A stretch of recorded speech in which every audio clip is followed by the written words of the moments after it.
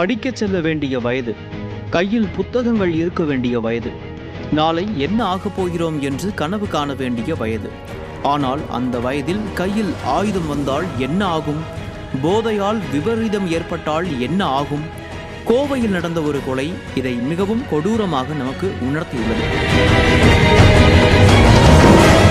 பொறியியல் கல்லூரி மாணவர் அமுதன் கொலை செய்யப்பட்ட சம்பவம் கோவையில் பெரும் அதிர்ச்சியை ஏற்படுத்தியது. கல்லூரியில் போதைப் பொருள் பயன்பாடு தொடர்பாக அமுதன் தட்டி கேட்டதாகவும், மாணவர்கள் போதைப் பொருள் பயன்படுத்துவது குறித்து கல்லூரி நிர்வாகத்திடம் தகவல் தெரிவித்ததாலேயே அவர் குறிவைக்கப்பட்டதாகவும் அவரது குடும்பத்தினர் குற்றம் சாட்டினர்.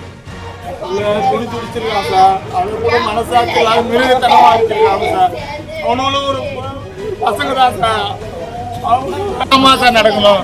ஒரு படிக்க வந்த இடத்துல இப்படி கொண்டு போடலாமா சார்? நாங்கள் படிக்கிறதா சார் அனுப்புகிறோம், கொண்டு போடுறதுக்கா சார் அனுப்புகிறோம். கோவையில் கல்லூரி மாணவர் அடித்துக் கொல்லப்பட்ட சம்பவத்தின் அதிர்ச்சி அடங்குவதற்குள் சென்னையில் மற்றொரு மாணவர் கொலை. திருவொற்றியூரில் 12ஆம் வகுப்பு மாணவர் தனுஷ் சக மாணவர்களால் கொலை செய்யப்பட்ட சம்பவம் அதிர்ச்சியை ஏற்படுத்தியுள்ளது. இதற்கும் போதைப் பொருட்கள் பயன்பாட்டை தட்டி கேட்டது காரணம் என பெற்றோர் தெரிவித்தனர். 2 மாணவர்களின் உயிரிழப்பு, 2 குடும்பங்களின் எதிர்காலமும் ஒரே நொடியில் சிதைந்துவிட்டது. போதைப் பொருள் விற்பனை மற்றும் கடத்தலை தடுக்க 264.14 கோடி ஒதுக்கப்பட்டு தனிப்படை அமைத்துள்ளது. அப்படி இருக்க பள்ளிக்கூடத்துக்குள் போதைப் பொருள் எப்படி வந்தது? கல்லூரி மாணவர்களின் கைகளுக்கு போதைப் பொருள் எப்படி சென்றது? மாணவர்களை சுற்றி போதைப் பொருள் விற்பனை செய்யும் கும்பல்கள் செயல்படுகின்றன என்ற தகவல் கிடைத்தால் அவை தொடக்கத்திலேயே ஏன் முறியடிக்கப்படவில்லை?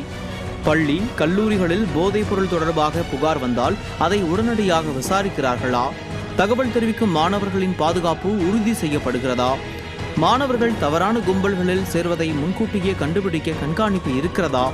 இப்படி கோவை மற்றும் சென்னை சம்பவங்கள் இந்த கேள்வியை தமிழகத்தின் முன் வைத்துள்ளன. இந்த சம்பவங்களால் நமக்கு ஏன் வம்பு என்று நல்லவர்கள் ஒதுங்க ஆரம்பித்தால் கெட்டவர்களின் தைரியம்தான் அதிகரிக்கும். 5இல் விளையாதது 50இல் விளையாது என்பது பழமொழி. முதல் அடியை அலட்சியப்படுத்தினால் அடுத்த கட்டத்தில் உயிரிழப்பை தடுக்க முடியாமல் போகலாம். மாணவர்கள் குற்றச் செயல்களில் ஈடுபடுவது என்பது வெறும் சட்டம் ஒழுங்கு பிரச்சனை அல்ல. குடும்பத்தின் எதிர்காலத்தை பாதிக்கும், மாணவனின் கல்வியை சிதைக்கும், ஒரு இளைஞனின் வாழ்க்கை பாதையை மாற்றும். அதனால்தான் இந்த 2 சம்பவங்களையும் வெறும் 2 கொலை வழக்குகளாக கடந்து செல்ல முடியாது. மாணவர்களின் வாழ்க்கைக்குள் போதை கும்பல் கலாச்சாரம், வன்முறை ஆகியவை வேரூன்றுவதற்கு முன்பே அதை தடுக்க வேண்டும் என்பதற்கான மிகப்பெரிய எச்சரிக்கை.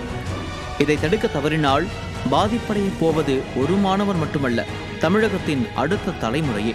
நியூஸ் ஜே செய்திகளுக்காக எஸ் மாரியப்பன்.